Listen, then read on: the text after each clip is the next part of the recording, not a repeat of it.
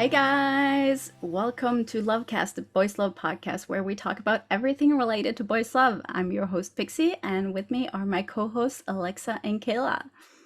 Hey. Hi. And we have a guest with us today.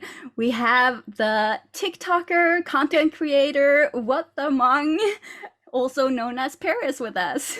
Hi, everybody. Hey, welcome. Yay!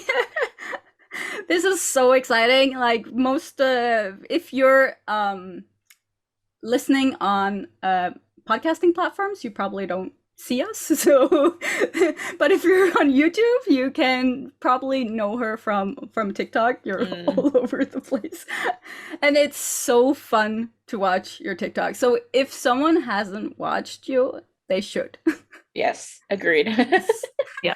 It's really funny. Like you like me personally, I can tell how long they've been following me based on the comments that they make. Mhm. So it's kind of like, you're a new follower. Yeah. You don't know what I do here. We just got in the TikTok game like a week ago. So I have seen some strong opinions, and I approve. Yes. we love Yes, we we love don't strong take no opinions BS here. Yes. I am completely the same, and I'm just I saw you were probably talking. You didn't say what you were talking about, but I guess you're talking about the fans of the YRU actor who went to jail. Oh, the one who got arrested? Yes. Yes. Because his fans are still supporting him, saying that it's the girlfriend's fault. That was completely insane. Like I swear when the news released, he was at like 18,000 followers, and then by the end, And then it went up. He was hitting 40,000. It's insane. And you know, like Instagram is a little bit more. It's not as bad versus like Facebook. I feel like Facebook BL fans are another level. Yeah, I tend to stay away from Facebook. Yeah. I know that I would just get a little too angry. So I'm like, yeah. I saw a couple of comments and a couple of like news articles and underneath it, and I was just kind of like, yep, this is not it. Like, not it at all. And so like, for me, I always like to because I'm so thankful to have such a big platform that I'm like, we have to address this because it's really ridiculous, and it's kind of like it's 2021. We have to do better. Yeah. But at the same time, it's kind of like there's progress, and then we take a few steps back.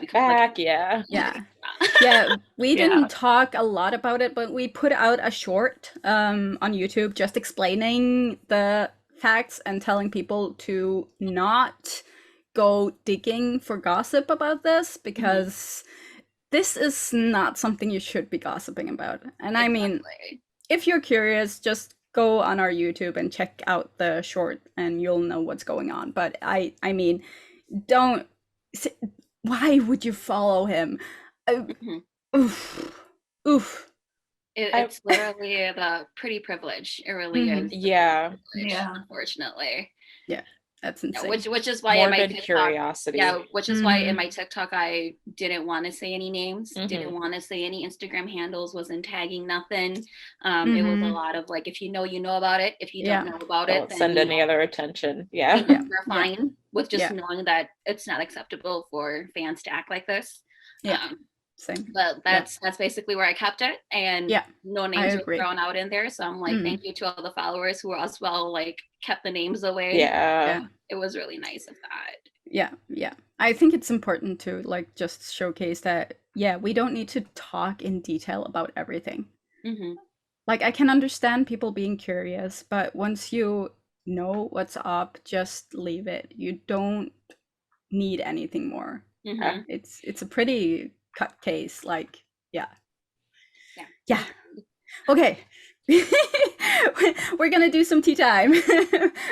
And the first up is something I kind of had an issue with that we didn't talk about earlier, but there's a fan subber that has that created a Patreon for people to watch her subs.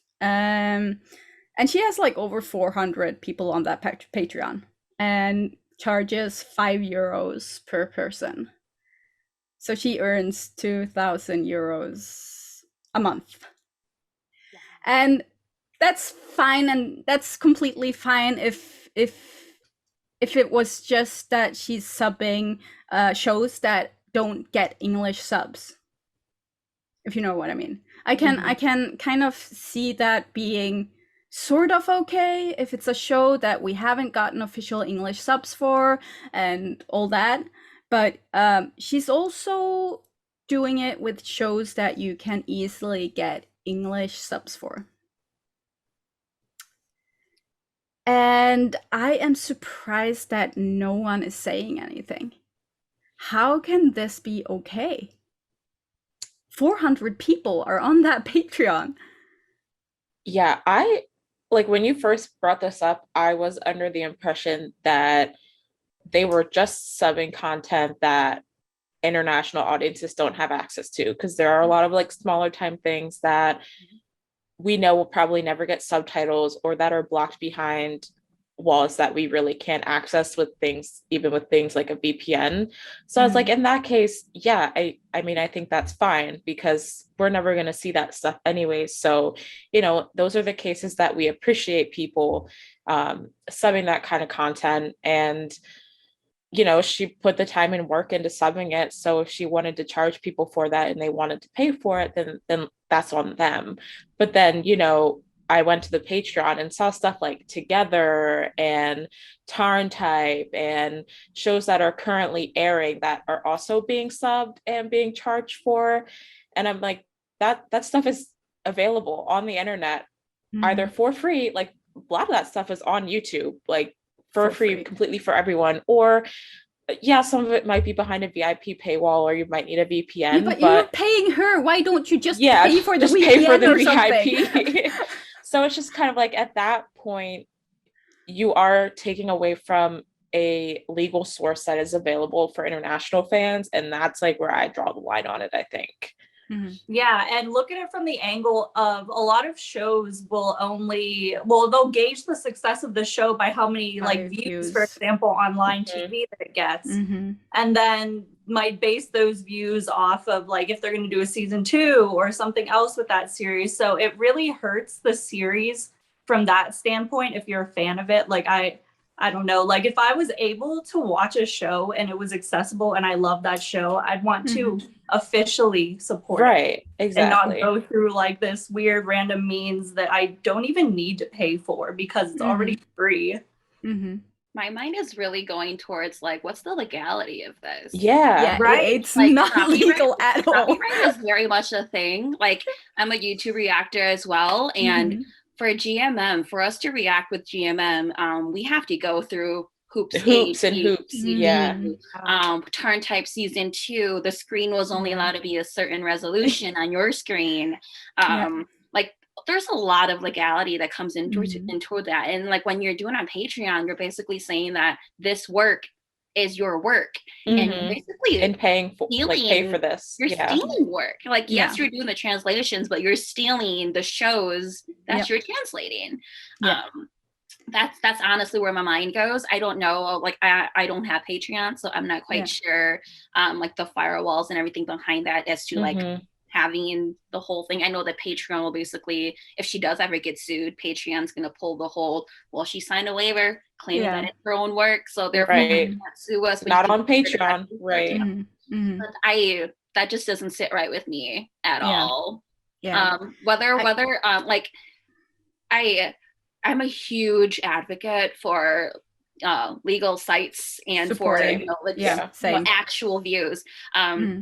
I always tell people all the time, like, you know, like as an international fan, like they provide links and everything, especially on Line TV for you to access. And if you live in the States, Line TV app is now available for you in the States. YouTube is free across all platforms, and majority of all countries have YouTube, and they don't like block it countrywide per those videos too. There's only a couple of companies that I can think of in Thailand that have very like Thailand based, and they only cater to their Thailand fans. I understand that. but right, for her to profit off of this and off of people's vulnerability and like curiosity of wanting to watch something just really does not sit right with me. And I mean the hypocrisy as well, because she's been heard to complain that people, like, the reason she started the Patreon was because people were putting her fan subs on Drama Cool. I was just thinking that too, and I was just kind of like, that's like, what you're doing. You're complaining about pirating when you're literally pirating shows. I mean, yeah. The double standard is real. Yeah. I think it would be a completely different conversation if she was soft subbing things. Right. And just providing like the SRT file or something like that. Yeah, SRT, or just a document where you have all the lines in it. Like that's what we did back in the day with like anime and stuff. Yeah. I'm old. Reading a lot. People don't understand the struggle of us like old people. Yes, agreed.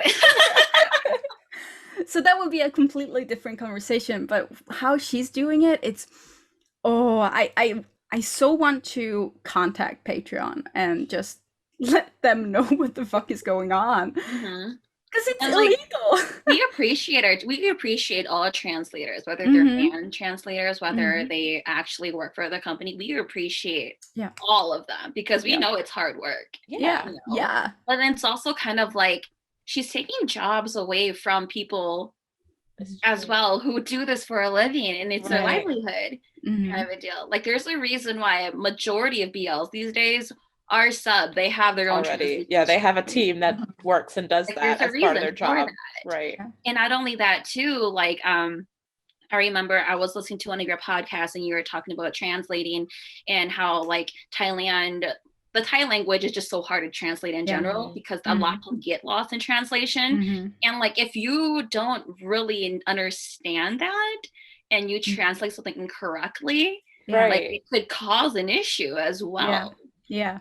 Like there's a lot like that too that again I mean if she just contacted the series that she's fan subbing, the ones that don't already have a sub, they would probably allow her to put those subs directly on their stuff. Agreed. So why is she doing this? Because she wants the money for herself. And I get she wants to be paid for doing something like this, but you cannot pirate the way you're doing and expect everyone to be okay with it. And I mean, what you could do is just don't fan sub then. I mean, if you can't handle doing it for free, then don't do it. I'm sure many companies are hiring translators. Yeah. I'm sure many. Like I am sure, especially if it's in a language that like, because like she's European, she's from Europe, so I'm like, whether it's like Dutch, German, something that you know, like, translations don't have, I'm sure they'll be like, hey, we do have high numbers in Europe. It would be amazing for us to reach a Europe fan base. Like that's even more money in her hands. To go it legally. Like her 2,000 euros, you know, when she does it legally and through a company, like they could be paying her more than that, honestly. And it's kind of, again, it doesn't sit right. It doesn't sit right with me at all. But like the only thing we could do is report it to Patreon. Other than that, there's not much, or report it to the shows involved. But it's behind the paywall. Yeah, so I think being behind the paywall creates a barrier because you have to pay to actually see the shows themselves, aside from the people uploading them like on Drama Cool. So you know, it's hard to go in and check and see see what they are. I already can watch. Like the legal fees behind it, they're kind of like, you know, especially with like big companies like GMM, you know, they're kind of really going to be like, it's 2,000 euros. They're a multi-million-dollar company. Like, is it really worth the legal fees to get one pirater off the internet when there's 100 other ones more? And also she's upset about it. She should have been shush about her piracy. There's that too. So but if someone is using her services, I would encourage you not to. Especially when the shows are free. Yeah, there's plenty that are free. Yes. Like, and for Turn Type season 2, I sent people links. Yeah. Like literally DM them links, and I was like, these are the links for episode 1. Yeah. I posted them on my YouTube community. I posted them on like my Instagram post. Like, I will personally send you links if you really need links. I will find them for you. Yeah. Like, I will do that. I really would. Yeah.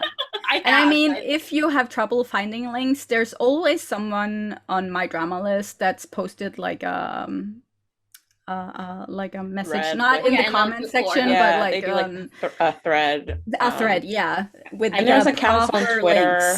There's plenty of BL update accounts on Twitter that put out official links for all the airing shows as they air and stuff like that. So there's plenty of places you can find the official links. I feel like in this day and age, as a BL fan, like, it's not hard to find them for most shows. I think there's a website actually that if you go on it, it tells you, like, it shows you the schedule of when they're airing. It also provides the links for you as well, and even for like currently airing as well as like past shows, like shows too. There's a huge, like, it's a huge database that they have, and so I'm not quite. I don't remember the website, but I know there is a website out there. I'll try to find it, and we can put it in the links down below. So if people are curious, they can go there.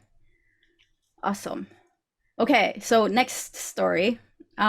China bans effeminate men. Yeah. Yay, China.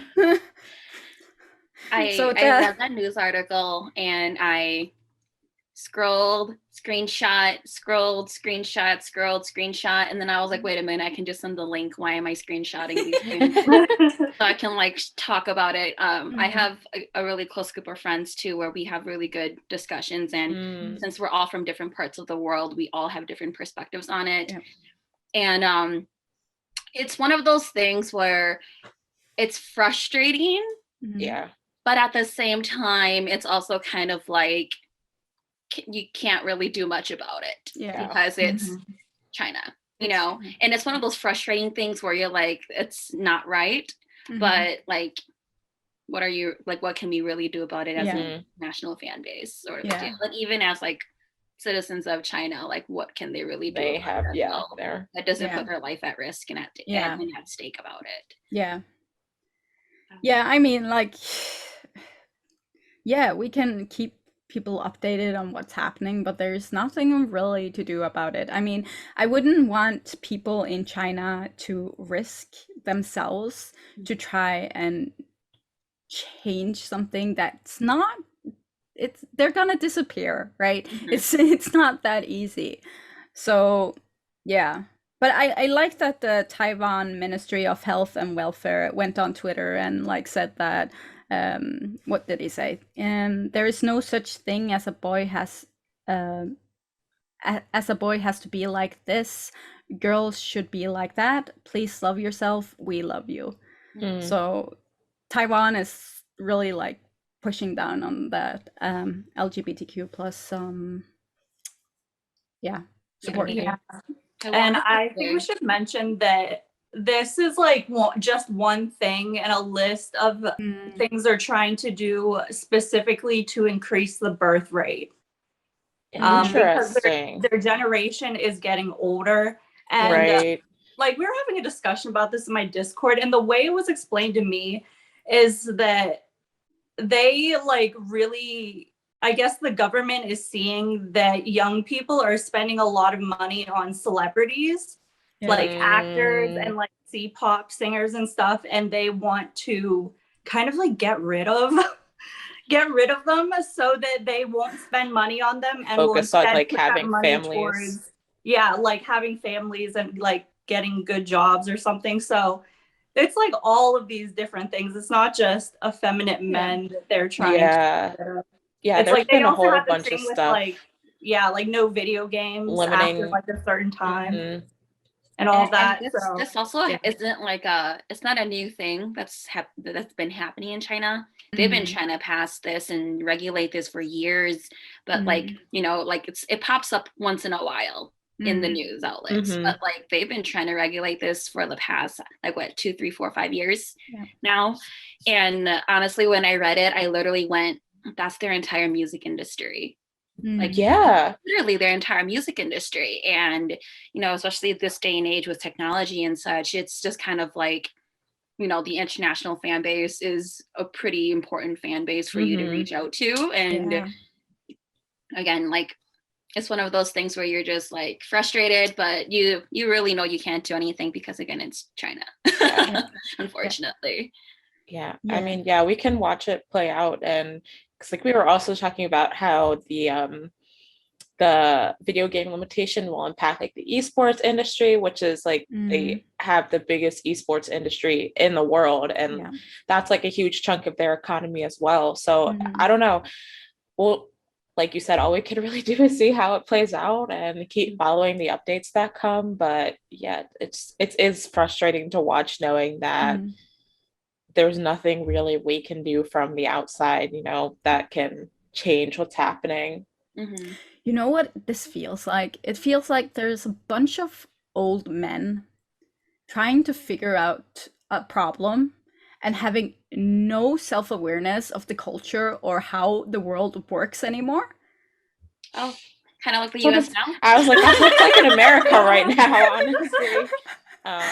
Yeah. Not me projecting my dad and daddy issues. That's honestly every like person of color parent, honestly. It's so bad that we're so used to it that we just that's how bad.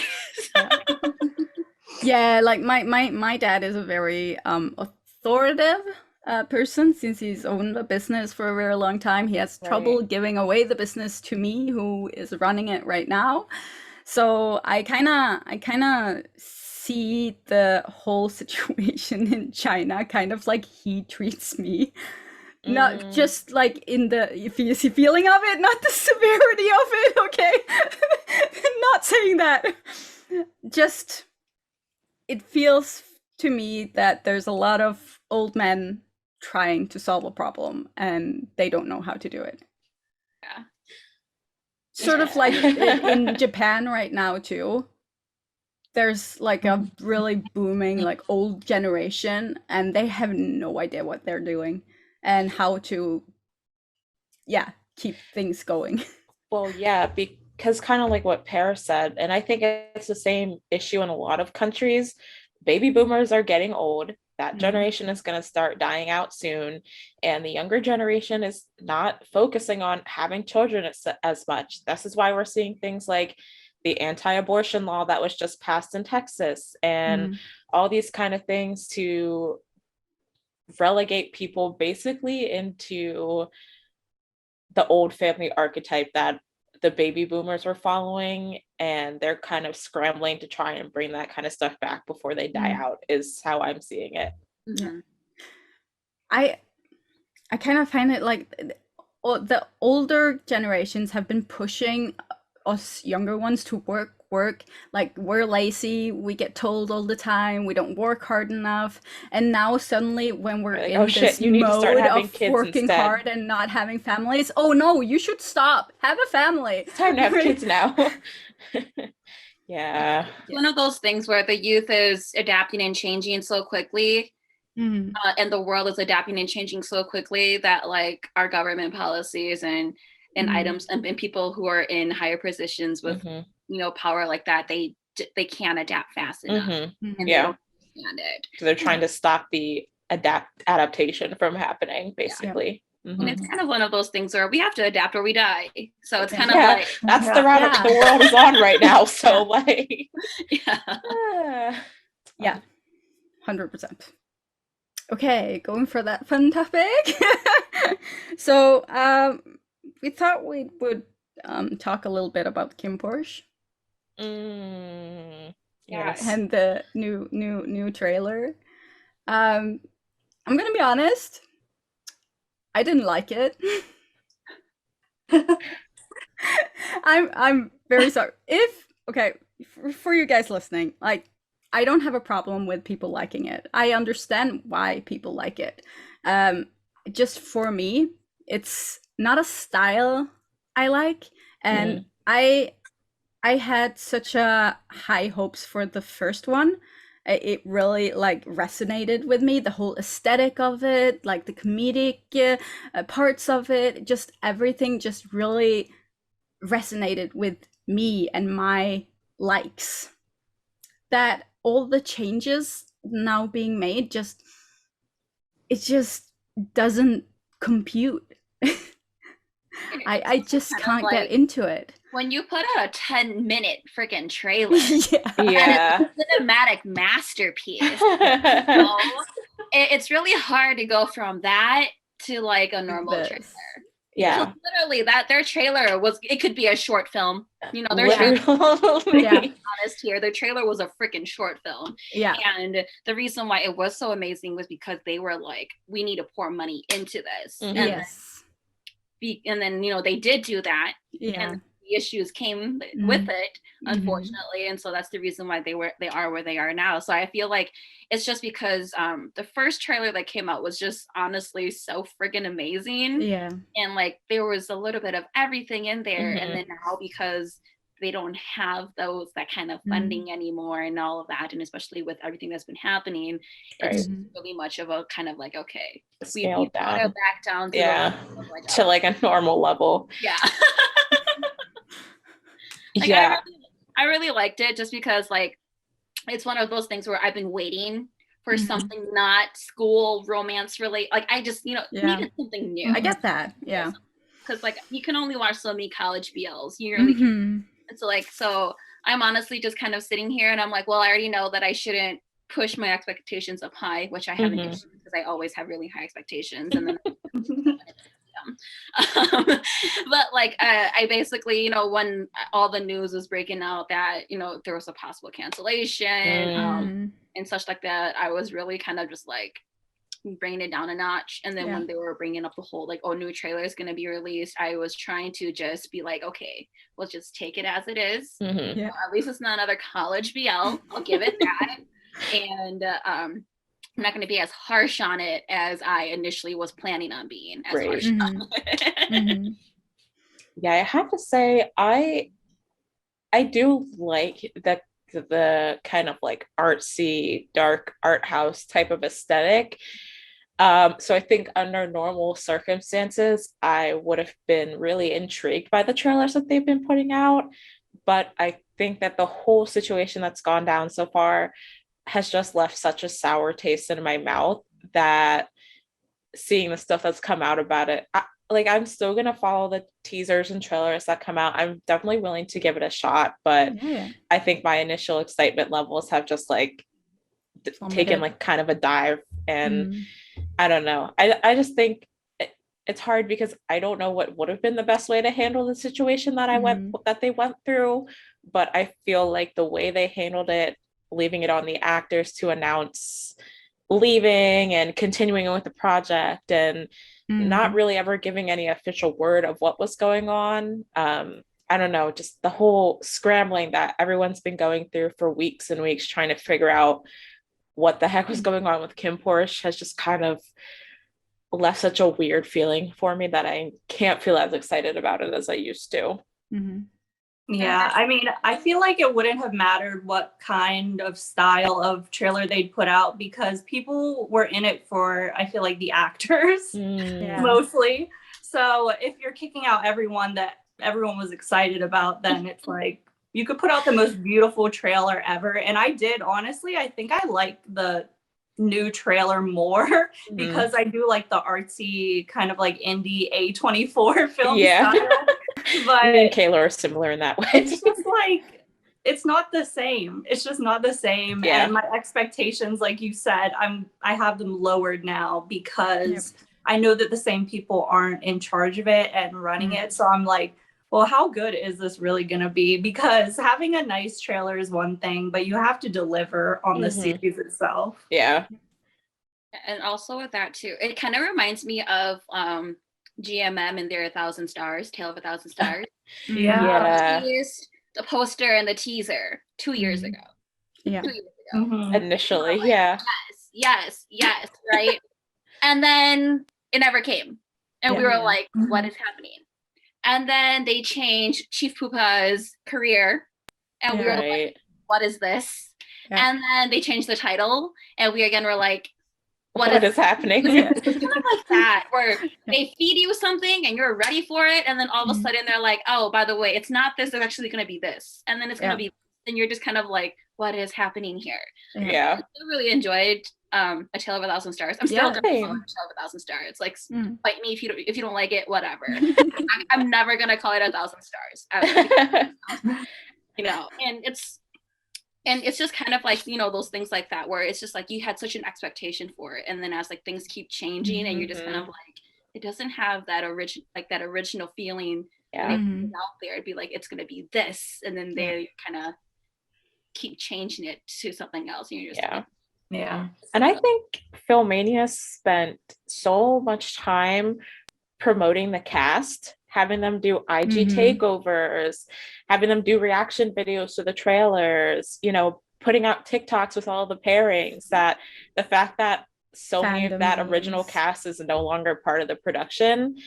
Yeah. Like, that was the main thing that Filmania was promoting about the series. And that's probably because COVID and they couldn't really film anything else besides things like social media takeovers and TikToks. But they did put a lot of time and effort into promoting all 15 of those people as a cast of one whole cast. And now they're gone. A good number of them are no longer with the production formally. Yeah, we don't know about some of them still. The cast was really well-rounded. It was a really good cast. They fit together so well. And now Perth is gone. Gameplay is gone. I did not see that one coming. I did not think any of the main ones were gonna disappear. But yeah, it's just the way the situation has been handled just leaves a sour taste in my mouth. I mean, when this started happening, when Filmania started disappearing, the new company already knew what they were gonna do. Filmania already knew what was gonna happen. So someone could have given some sort of information and not let the actors deal with everything. So it just it feels a little rotten from the new company to not stand by the actors more, and that even like Perth and Gameplay and everyone had to tell people themselves that they weren't in it anymore. Yeah, like I with saw no support. Toto, he was a side character. Yeah. In My Engineer. Yes. He also announced too, and I was like, what the heck, you know, kind of a deal, because like, you know, they're new actors, and this was a big production, and it could be and just more exposure out there, and like, you know, since they weren't leads in the series that they were in, like this is a really good, you know, kind of opportunity in the, you know, main space here. And like, you know, like it's just really saddening to see like the changes like that happen, especially if you want to see an actor like grow and have more versatility. Like they unfortunately aren't able to do that anymore. Like for Perth, I was really excited to see him in a mafia drama. I was so because he in person, he's such a bubbly, like person. And I was like, I am ready to see him be like snaky and lie, and you know, I was ready for that. And like, we're not gonna get it anymore, which is sad. Yeah, but time will tell all. Yeah, like I'm still gonna give the show a shot, like I always do, but I don't approve of everything and how they handle everything. So I'm just happy that I got my money back for my merch. The photos that they put out though, they're pretty. I really like the photos though that they have been posting at Beyond Clothes. It's really nice aesthetically. Like I really enjoy the aesthetic, honestly. So like I mean, photo of Oppo lighting the cigarette with, I was just like, Lord Jesus, and I'm like, that is a man. Just live in that white like beater for the rest of his life. I'm fine with him just wearing that forever. I will never advocate for smoking. Like fuck that. But some people just look so good, and I'm like, this is not okay. This is not. They should not look good doing something so bad. You know, as a former smoker, every time I see someone smoking, I just think about the smell, and it turns me completely off. Smells so bad. Yeah. That's my clue to not get close to smoking anymore. Yeah. Any other thoughts about Kim Porsche? I do enjoy that they're posting a bunch of like behind the scenes stuff right now and such like that. But at the same time, I'm also kind of like, the prior company fed us so much before like the actual series came out, where I feel kind of like they should be hiding all their cards. Yeah. Right. Yeah. Because they showed us all their cards last time. And look what happened. Yeah. You know, so like while I enjoy the behind the scenes and like the little extra shots and such like that, I'm also kind of like save that for the special edition and save that for like, you know, the box set, you know, like but yeah, I guess it's fine. Yeah, I think a lot of it is because they're trying to get probably more sponsors on, so they can show numbers on how people are reacting and stuff. So yeah, we'll see how it turns out. I'm a huge fan of Oppo, so honestly, I was like, okay, how do I become like a millionaire so that happen so I can see Oppo in a series? Because that man is literally like, I always joke around like, you know, boyfriend level, husband, like, you know, fiance level, husband level, and like they kind of go up the ranks based on like how they are as a person. Yeah. And I remember Oppo posted an Instagram story and he was listening to an American politics podcast, and I was like, you're like the man that you are. That's Linda. You know? It's something like that. So I really enjoy them as a person. So like I legit was like, if Kim Porsche gets canceled, how do I get rich? So that how do I hire Oppo? I can see him. Yeah, I agree. Oppo is amazing. I've seen some interviews he's done and stuff like that. I like his candidness without being too forward. Yeah. He speaks very eloquently. Yeah, he does. He does. And, yeah, he just has a very good like stage presence and a charisma to him that you're just kind of like, yes, I agree. You know. Whatever you're saying, I agree. So, you know, Oppo, if you ever watch this podcast and want to come be a guest sometime, you know, just hit us up. Please invite me. Welcome you on. Paris can also come co-host with us that episode conveniently. Yes, yes, definitely. So I'm a little curious.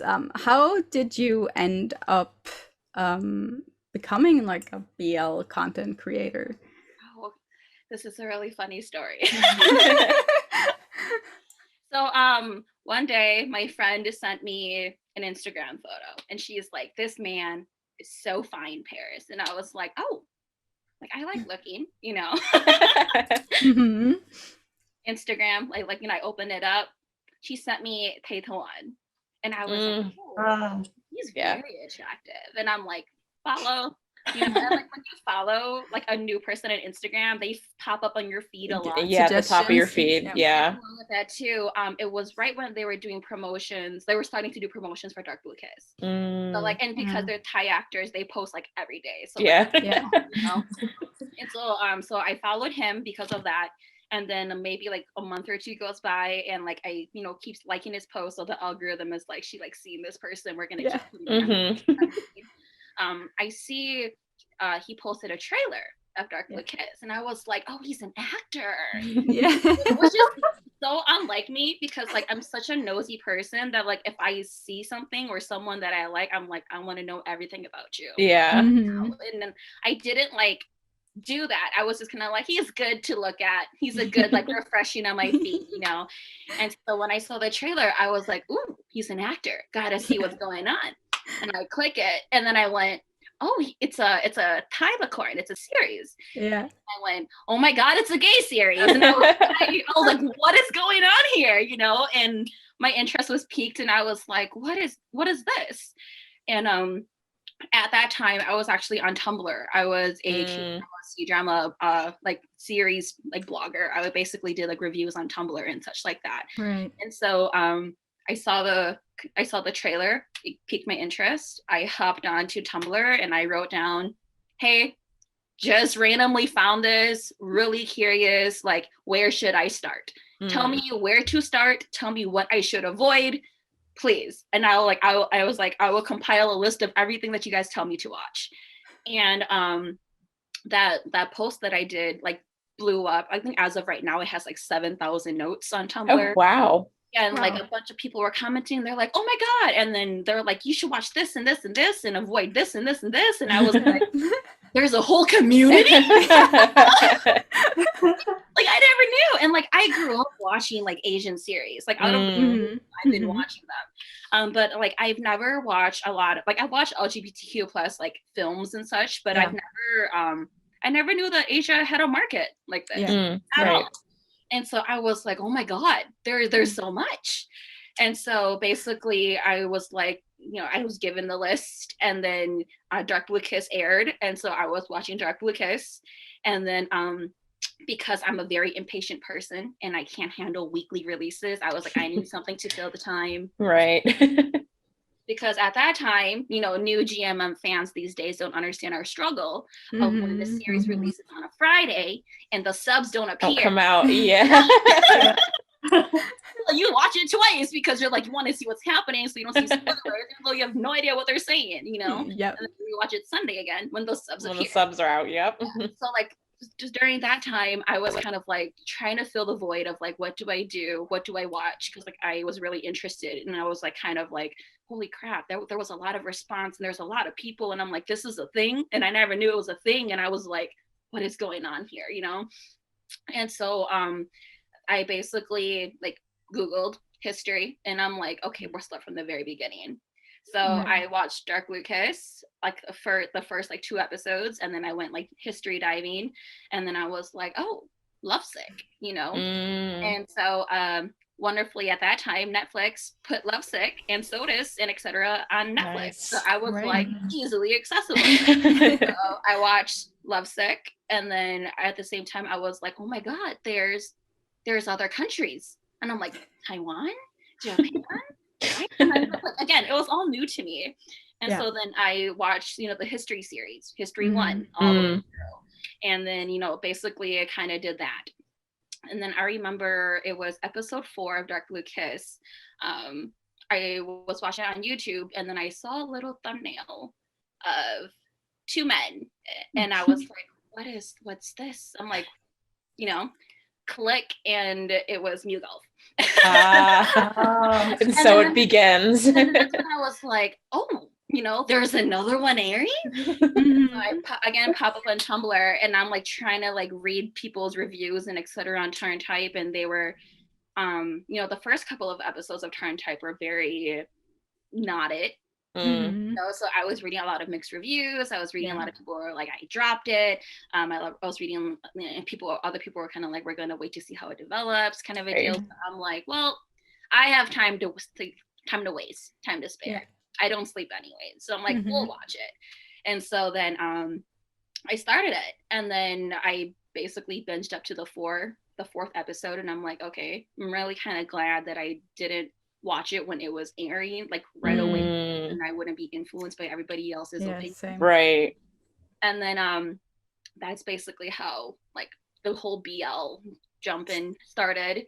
And then my poor Korean drama, Chinese drama review blog, like a Mew Golf history.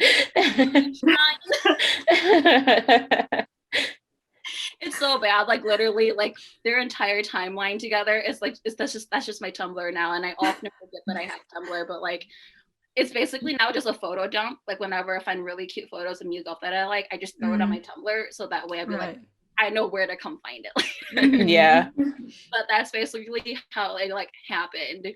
And I was then able to like find out that a couple of my like friends and acquaintances, they also like watched BL too, and I was like, nice. And so I was able to like, you know, send links with them. Like, did you get the links yet for episode 4 of Turn Type? I did, and she'll send us the link and things like that. And then I also met one of my really great friends now, Sweetie. She was one of the ones who gave me like a huge list of BL, and I'm really hesitant on like contacting people on the internet. I'm really like, shy about it, which is really awkward because I'm not like that in person. Right. So like she took the initiative and she messaged me and she's like, oh yeah, if you want to watch this. And so like I formed a really great relationship and like friendship with her as well. And like I just kind of dived in, feet first, not really thinking much of it. And then now like 2 years later, I'm kind of like, I have no idea. Here you are. But here now it's taken over everything. Same. Yeah. And so that's how I got into BL. And then for TikTok, of course, COVID, I was stuck on quarantine for 2 weeks. I was gonna go crazy. TikTok was starting to like kind of bloom up. I had a TikTok, but I didn't post anything on it. Right. I thought it was kind of like another Musical.ly where people just uploaded cringy videos of them lip syncing with cool transitions. And, I was like, oh. And then I was like going through the feed and I saw a TikTok video and they were talking about BL. And I was like, wait a minute, you can post these things on here? And I was like, huh. So so this creator, Jeffrey, he was kind of like the very first person on TikTok in general to post about BL. Like when he was posting items on BL, like the hashtag, the views for it was literally just like in the hundreds. Very, very minimal kind of a deal. And so I saw his video and I went, oh, interesting. And so I'm like, we can do this now. And so my very first TikTok that I posted was me screaming about it was me screaming about the Kiss and YRU Jimmy and Tommy. And it took me out because like they zoomed in and that tongue popped out and I was so I was like screaming. My very first like BL TikTok and I was like, interesting. And then that's kind of where like the TikTok thing started off. So like we were there from, the very beginning of 2020 when like BL wasn't really a big thing on TikTok. And now there's like millions and billions of views now. So it's really like the community has grown a lot over there. And then because I was on TikTok, again, another wonderful person reached out to me and they're like, hey, we'll love to collab with you. And I'm like, oh my God, I think I know this person because like when I'm, on YouTube watching BLs, I see like their reaction videos sometimes. And it was Alex. Alex. Yes, I was gonna say, I think I've seen you in some of his videos before. So he reaches out and he's like, oh, I'd love to collab with you. And he was like, where are you from? And then I tell him and he's like, shut up. And I'm like, what? And he's like, I am also from there. And I was like, what? And so he lived like 45 minutes away from me and he was crazy. Have to come now. We have to meet up. And so I made a couple of appearances on like, a couple of YouTube reactions with him. I think our most known one is my engineer reaction. That's where, because when we had Perth on, when we were going to have Perth on, I went and watched all of my engineer earlier this year. And of course I was watching videos because I wanted to see, like, I like watching reaction videos for BL every once in a while. And I wanted to see everyone's reactions for Ram King. And I remember like watching your guys's My Engineer reactions on Alex's channel. And I just like put that together. I was like, wait, I think this is Paris who we are talking to on the podcast this weekend. Yeah, like if you go in the comments, they'll be like, you're the TikToker. I saw your face somewhere before. And I'm like, oh yeah, that is me. Yeah, and so and then because of that, and then like I would do like live streams where I would watch like episodes on live streams with like my followers and etc. And then they were kind of like, why don't you react? And I was like, well, because YouTube is scary. Yeah, that's true. And I'm like, YouTube is scary. I'm very blunt and very honest, and like I try to be respectful 99% of the time, but at the same time, like I'm a very picky, harsh critic, and again, the internet community is just not very forgiving in regards to like strong opinions sometimes. And so I was kind of like, I don't know. and so I talked with Alex for a couple of months, kind of like bouncing off the idea of like, you know, I've been interested in it, but at the same time, I know it takes a lot of time and energy, and like editing takes so much time and just things like that. And I was like, I don't know if I have like the time to do all of this.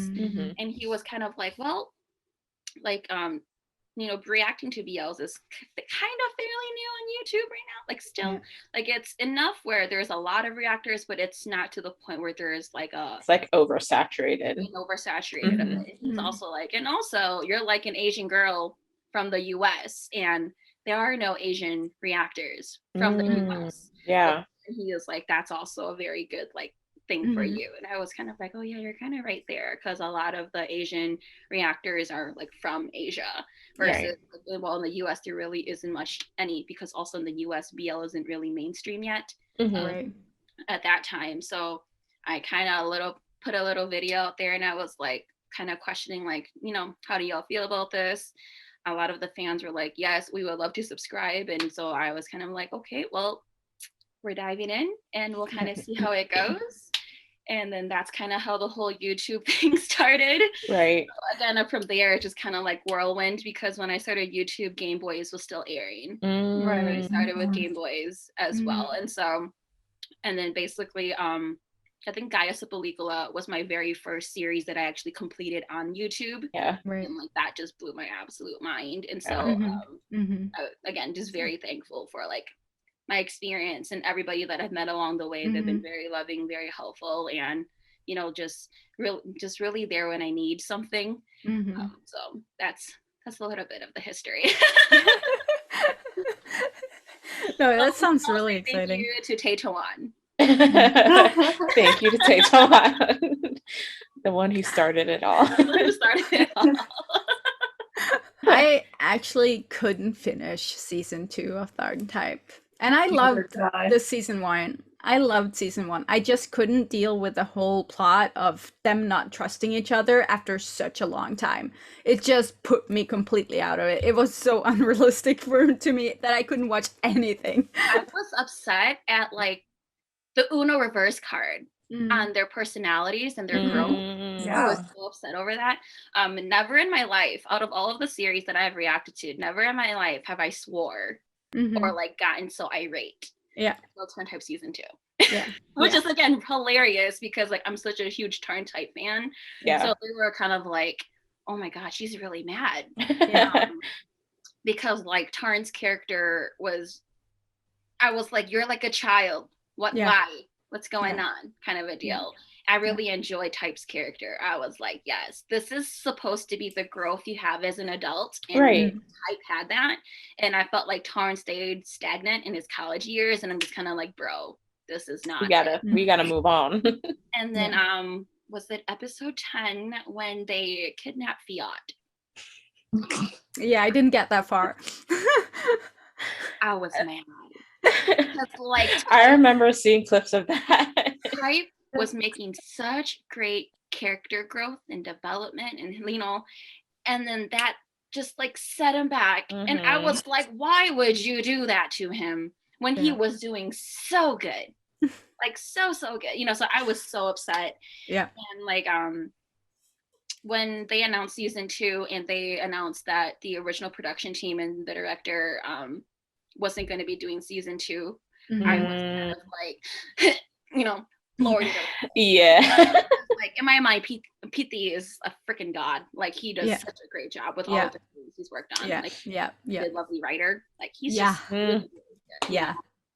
And so I was like, when he announced that D-Hub House wasn't going to be producing it and such, I was like, sheds a tear. No, bring it down a little, like, down a little bit, you know. And I was like, hopefully that Mew Golf chemistry comes through, you know. Like that's honestly the only ride I have on it right now. And like, and it was just kind of one of those things where, you know, because the storyline for Turn Type was just so problematic, but then like the on-screen version of it, there had to be some toxicity to it, because if it wasn't toxic, then the story wouldn't be able to progress. Kind of a deal. So it's kind of like, as much as we hate those first 2 episodes, those first 2 episodes needed to happen. Unfortunately, you know, like as horrible as it is, like without that though, then we wouldn't have gotten the character development that came after that. Right.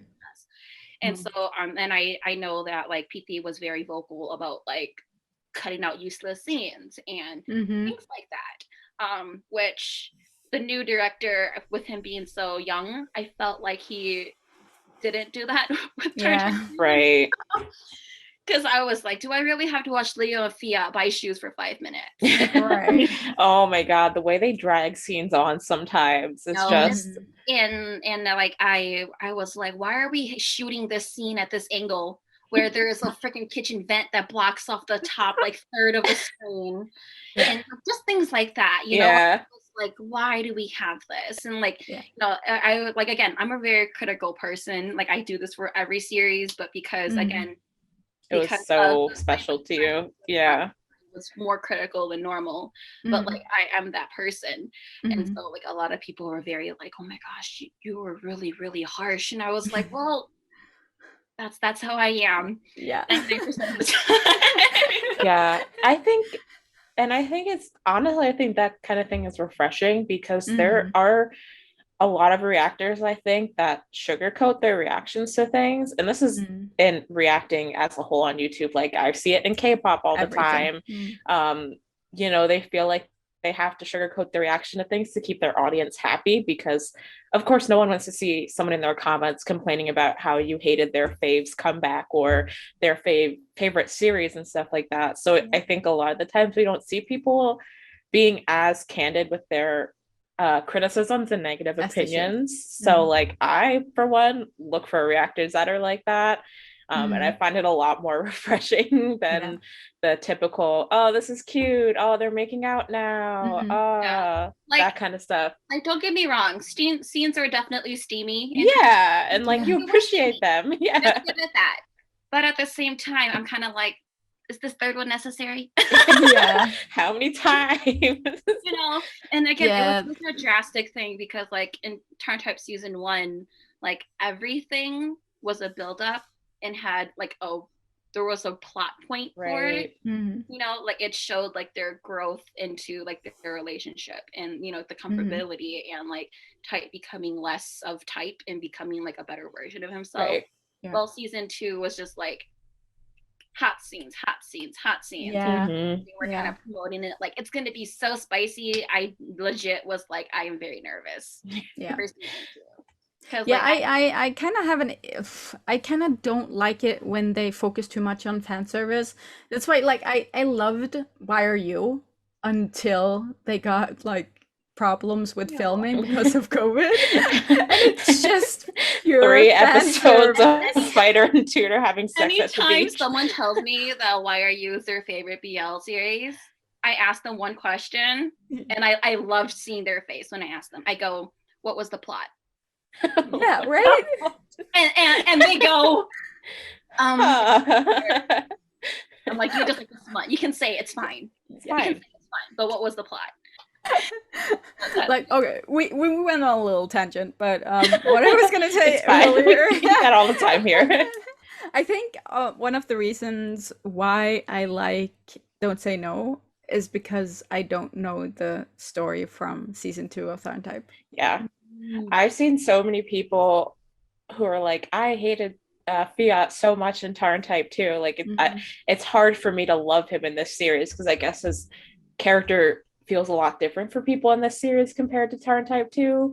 But like as someone who didn't watch Type 2, I'm just like chilling Fiat from the very. I was like, yeah, he's a little cutie.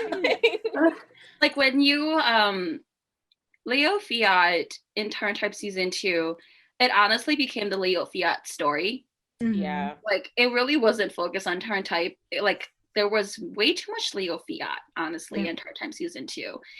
So I heard that you've done or been to fan meetings? Yes. I am curious because I have been to 2 fan meetings. They're both Mew. What is it when he when he released his very first album, Season of You, he was doing like a golden raffle ticket, where if you receive like kind of like Charlie in the Chocolate Factory, where right, you receive a golden ticket in your album, then you were able to attend his like actual concert. Like he was having a concert where golden ticket winners can go and attend the concert. But because of COVID, obviously borders were closed, so the international fans who received tickets were kind of like SOL. We shit out of luck, honestly. And so it was really nice of Muse Up a Seat Studio to basically be like, for international fans, at first they were like, you can turn in your ticket for like a poster. And honestly, I was a little salty because I was like, really? A poster? Fans got a whole ass free concert, you know? Yeah. We just get a poster, and I'm like, whatever. I'll take what I can get, like a signed poster. I'm like, I'll take what I can get. Whatever. Yeah. You know? And then, and at the same, but when they announced that though, I actually haven't received my albums yet. Because when it's Thailand, it takes like a long time over here. And so I received my albums. Oh gosh, I'm trying to think about when Season of You came out. It was, I want to say maybe it was like October, November it came out. And then I received my album, or maybe even earlier. I received my albums in the middle of December. Right. And I got my albums, I opened it, and then I realized that I was missing an album. Oh no. Everything I ordered, and I was like, you know, kind of a deal. And it was, which was really frustrating because the Muse Up a Seat's Skechers collaboration came out, and I got that, that was after the album, and I got that order before I actually got like my Season of You order, even though I placed that like months before. So I was like frustrated. So so I was like, I had 3 albums when I ordered 4, but I was kind of like, whatever, I'll just email them that I'm missing an album. And I also ordered like you know, the keychains, because that's when he first initially released like his Muse Up a Seat merch, so like his t-shirts, his hats, and all of that. So I got all of that too. And so I opened up my album, and I found a golden ticket, and I was like, oh shit, they announced this like months ago that we're gonna do a poster, and I was like, am I too late for this now? And I'm like, whatever, I'll just check on Twitter to see if I'm like, you know, whatever. I was basically trying to talk myself down. Like, I was disappointed that I couldn't get it, that I'll be like, I'll be fine. And then I go on Twitter, and then I see that Muse Up a Seat Studio tweeted something like a day before I got my albums, and they were like, if you received a Season of You golden ticket, you can sign up to have like a video call. They posted that like 2 weeks before. Oh shit. So I checked it, and I was like, shit, that was like 2 weeks ago. Did I miss this deadline too? So I was like, you know, oh, again, talking myself down, like, it's okay. You know, it's okay. And so I like sent everything to my friends, and I'm like, what do you think in regards to this? Do you think that I got it? And they're like, I don't know, why don't you just click on the link and fill in the info and see what happens? You're like, yeah, that makes sense. Like, you know, there's no harm. If the link is still working, whatever, right? Yeah. Click on the link, filled in all the info, filled in the code, and then I sent it in, and then I got a confirmation email back, and it's like, congratulations, you signed up to, like, you know, have the one-on-one video call with me. And I was like, shut up. I'm like, and then I started like crying, and then I FaceTimed my friends, and I was like, it came through, like, an email confirmation that I'm gonna meet Meal, you know. Insane. And they were like, no, and I'm like, yeah, and like, my alts in the Thai BL world.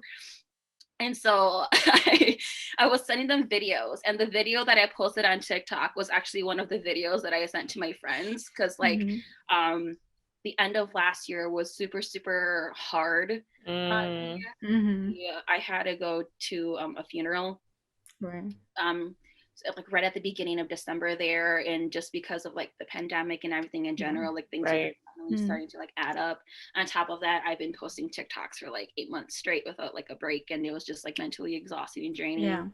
And then having to deal with a funeral, and having a funeral procession during COVID was just so out of the ordinary. And it's one of those things that you thought you would never experience, and then you do experience it. So it was just really rough. And so like everything just kind of bundled up together, and then the tears just all came. So I was like bawling. And And so then I had those videos that I sent, and my friend, she sent them back to me, and she was like, are you gonna tell anybody? And I was like, oh shit, yeah, I should probably announce it. But then I posted it on TikTok, and then it went like, you know, viral, and like everybody was like, oh my gosh, like congratulations. And then I'm not a really good Twitter user. I try, but I often forget that I have a Twitter, and also I don't know how to use Twitter. I feel like, do people really want to know my random ass thoughts that I have? Like, I don't tweet a lot.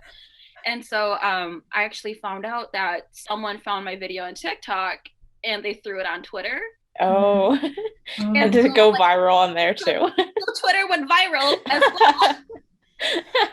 Someone, one of my moots, like saw it, and she was like, Paris, your video. And I was like, oh my God. And at that time I saw it, it was like 15,000 views already. And I was like, oh shit. When you're having a breakdown over your fave and you go viral on the internet. Yeah, basically, you know, so I was just like, oh my God, this is happening.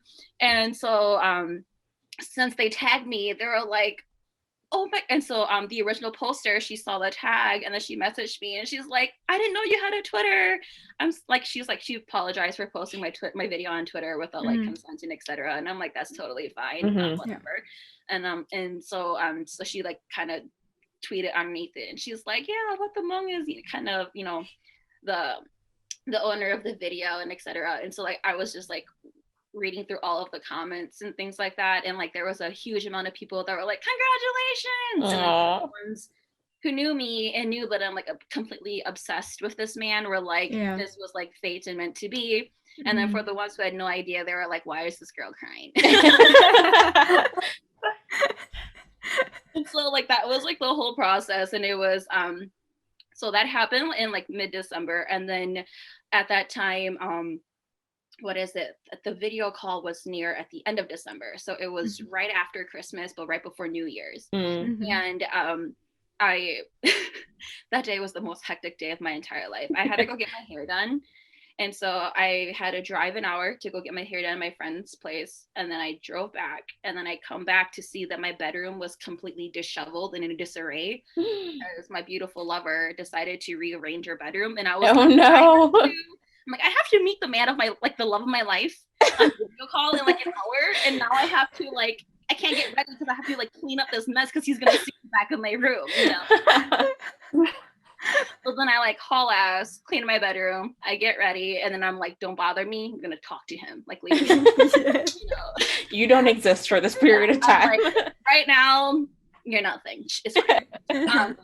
And so basically they held a video call on Zoom, and it was their very first video call, so everything was very much like trial and error. They sent you like an email prior basically saying like, this is the Zoom link for you to go into like the general chat, and then the second link is your private video link that you'll have. And they also gave you like a number queue, so they're like, numbers 1 through 5 will go at this estimated time, and etc. What they didn't expect was that private video chat link that they sent in the email didn't work. Oh no. So basically that caused absolutely amount of chaos. And because Zoom isn't like a normal like messaging system, right? You privately message someone, it comes a separate chat. Zoom's not like that. It fills you into the main chat, but only you read it. And so New Substitute Studios' plan was they were gonna send you your link in the Zoom chat without realizing that it doesn't go into a separate chat, and it just gets flooded in with like everybody else, and like there's like hundreds of people spamming it in full confusion of like, what the fuck is happening? And so I was supposed to be number like 15. I was supposed to be like within the first like quarter hour, like, you know, whatever. That wasn't the case because they weren't calling numbers, and because the links weren't working, like they will be like, make sure to like click on your link to go in your private chat, and then like people would go, and then the link wasn't working, and so because of that, they kind of just did a free for all. They were basically like, we sent you your link in the chat, just click on the link. And basically at that time, if you received your link, you just clicked it. If you didn't, then you were kind of like, kind of a deal. So I spent 2 hours and noted that it was what was it?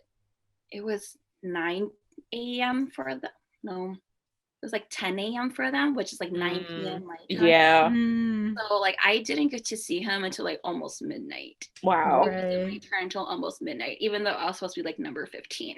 And then the only reason why I got my video link was I actually had to hop on a Twitter.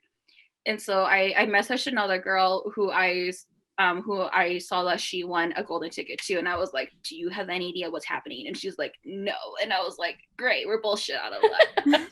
So then I like messaged Muse Opposite Studio on Twitter, and I'm like, hi, I am in this video call right now.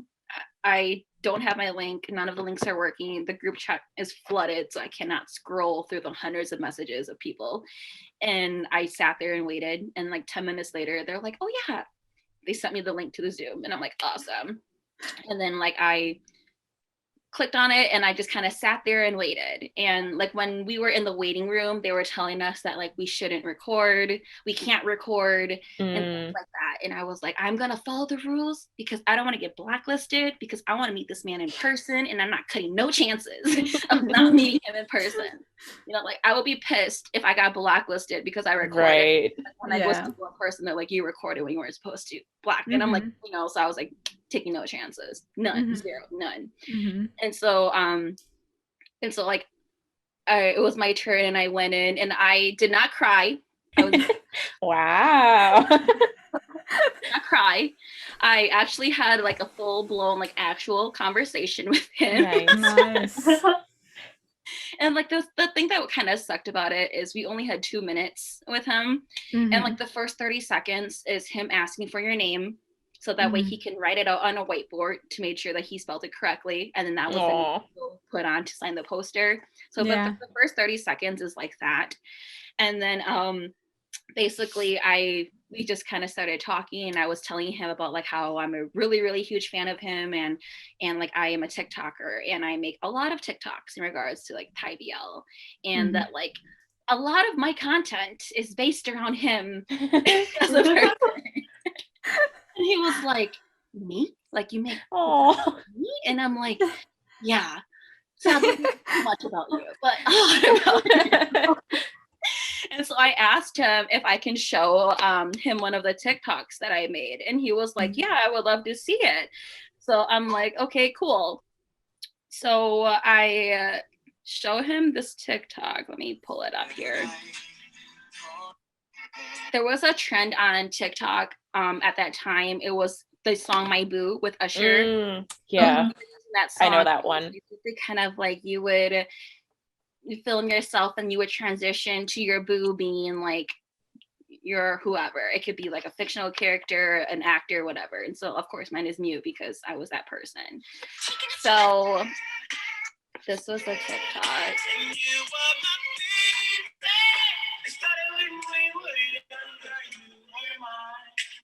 So I have cute. Like I have way too many photos and videos of that man, so it was really easy for me. Yeah. So I like showed him the TikTok and he was like, that looks so real. And I'm like, yeah, a lot of people thought it was real too, and they thought I was having dinner with you. And he's like, oh really? And I'm like, yeah, they were kind of upset that I didn't tell anybody that I was having dinner with you. And he was like, he like laughed at my TikTok, and I was like, oh my god, I made Muse Opposite laugh, like, oh, you know. And so like he was like, and so like time was up, the little dinger thing was going off, so we said our goodbyes, and I sat there for like 2 minutes, and I was like, I made Muse Opposite laugh. I showed him my TikTok that I made of him, and I was like so happy, disbelief, whatever. And then they said that they will like mail us our signed posters later, which I have up here. Oh, that's so cool. One in the corner is the very first fan meet, and then the second one here is from the second fan meet that I had with him. Wow.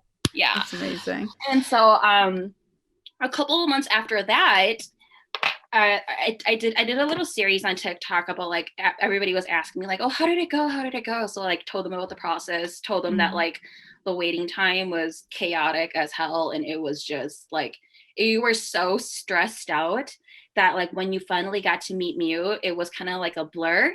Mm-hmm. And then afterwards, you're kind of like, well, you were happy at the end of it because you met Mew, but like the waiting process was just so stressful in like direction. There was no information going on, so it was just like, you know, like hopefully it was their first one, which was understandable, and we're just kind of like, for any future ones, hopefully they learn from their mistakes and they'll do better the second time around.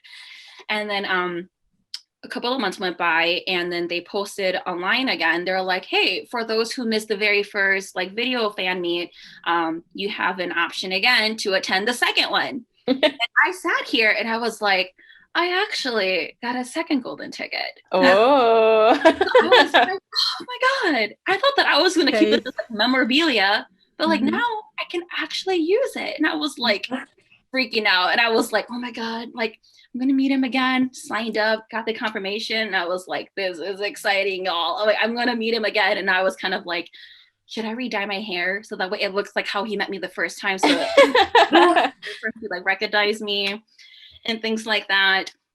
And I was like, honestly, I was just kind of like, I don't know what the heck to talk to him about. Like, I don't know what to do. And not only that too, like they finally sent us all the information for the second video call, like 24 hours before the video call, which was like 11 p.m. at night for me. So I'm ready for bed. The email comes through, and then you're like, oh, here are the links. I was like, got up, exfoliated my face, put on a face mask, and I was like, I filmed a TikTok. I'm like getting ready 24 hours before, you know, like skin prepping because you're going to meet the god again. You got to look not and so the second time around, it went by so much smoother, so much smoother. It was so much fun. And like when we were in the general like waiting area and they were like trying to hype us up and everything, Mew's manager was kind of like, oh, I'm gonna talk to you guys, like where are you guys all from, and like, you know, all of that. And like he was like, oh, people from here, and he's like, who else are we missing? And I like typed in the chat and I'm like, oh, US. And he was like, this username looks really familiar. This name looks really familiar. And I didn't think he was talking to me. And he was like, Paris, can you please wave at the camera? And I'm like, okay, camera. And I'm guessing he's like flipping through the screens to find me. And then he goes, oh, I remember you. And I was like, you're just trying to pull my leg here. I'm like, whatever, you're a liar, you know. And he was like, I remember you from the last time. And I was like freaking out. I was like, remembers me? So, like I was kind of like, okay, like, you know, rub my shoulder a little bit, like on someone. And so like the waiting process was so much easier. Everything went so much smoother. The links actually worked that they sent. Like it was flawless the second time around. And then the second time around I actually recorded it because all of the people who recorded it first time, they didn't have any repercussions. So I'm like, screw it. Like, yeah, I'm doing it. So I like went through it and everything, and the very first thing Mew says is he says hi, and then he goes, oh wait, I remember you. And I was and he's like, you're from the US, right? And I'm like, oh my God, he does remember me. And he's like, yeah, you showed me the video. And I was like, oh my God. That's so cute. Yeah, you're on TikTok. And I'm like, is this a sign that he has seen my TikToks? I'm like, oh, freaking great. I'm quite embarrassing on TikTok. So I was like, oh my goodness. Like, I was like, this is not happening. He said he remembers me. And so he like makes sure that I didn't get the same poster as the very first meet and such like that. And then he also was like, oh yeah, I like your name. Your name is so cute. And I was like, the borders are closed. Like, this is temptation. Like, the borders are closed. Like, what is this, you know? Yeah. And so he was like, basically, he was being very, very sweet. And I had my Mew Golf standee. I actually have a life-size Mew Golf stand. I love it. I had it seated behind me, and he was like, oh yeah, what's that? Before I start that story, I should say that I was super excited that he remembered me. Yeah. I started like talking really, really fast. Mm. Like if Yeah. excited, I just go off. And he was like, "Can you please speak slower?" And I was like, Aw. I like got him flustered, and I was like, "Oh my god, I'm so sorry," because I was like, "Oh no, you're gonna be." He was like, "Yeah." So he asked me about what was behind me, and I was like, "Oh yeah, for my birthday, I actually made myself a Mew Golf Standy, and it's life size, so I know exactly where I reach." Oh. He was like, "Really?" And I'm like, "Yeah." I love it. So I was like, "Oh boy, this is great." And I'm like, he watches my TikToks and he remembers me, and now he also knows I have a life size. He knows everything he needs to know.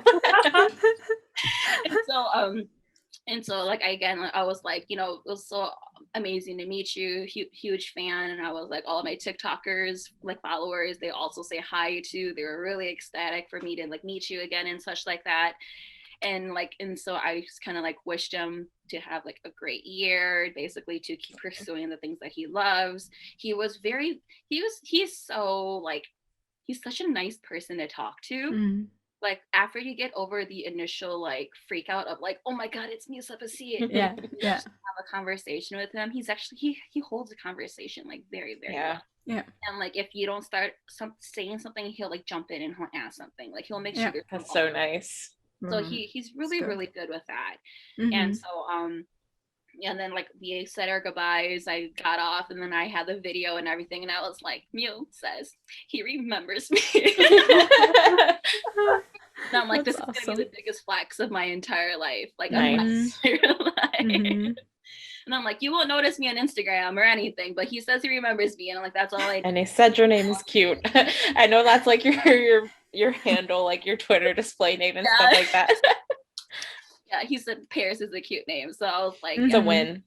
Literally, like it was the biggest like win of my life. Like just freaking out about it. And then I saw that they were still doing like video meets as well for season of you for like the other people who couldn't make the second one. So I think they were on like video call 3. Wow. And then they also redid the same thing again for Nana as well. So Nana also had the whole golden ticket thing. I wasn't quite sure how that one went, but I know that for the season of you, the 3rd video call, they had to postpone it because of COVID. They eventually got it, but they did have to postpone it because of COVID as well. But I know that he has a couple more video calls that he is kind of having to go through. That's cool. And I'm sitting here like, well, waiting for my Nana album to gotta see if I get my golden ticket. Man, next level has to be like going to Thailand and actually meeting him. Literally.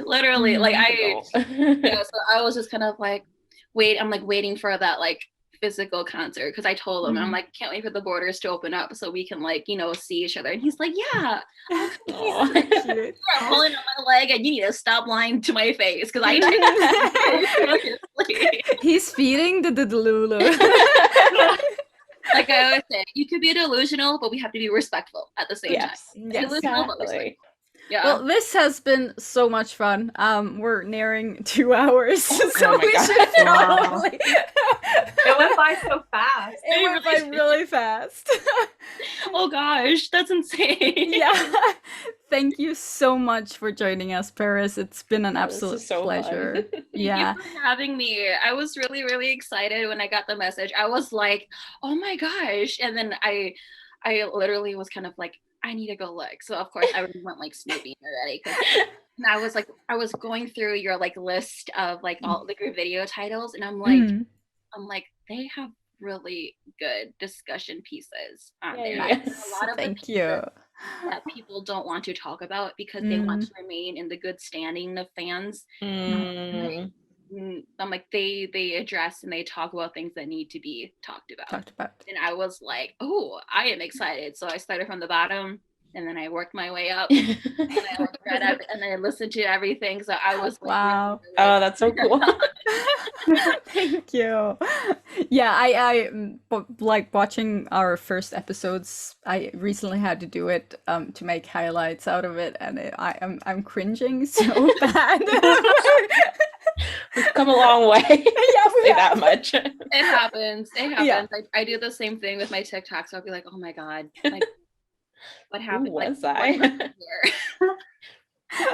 It's a good thing. It means we're evolving. Growth is a great thing. Yeah. So everyone who is listening should go and check out Paris's YouTube, TikTok, Instagram, maybe even Twitter. We will drop everything in the description as we always do. So yes, give her a follow everywhere. Thank you so much for having me. It was so much fun. This was honestly like 2 hours, really? Yes.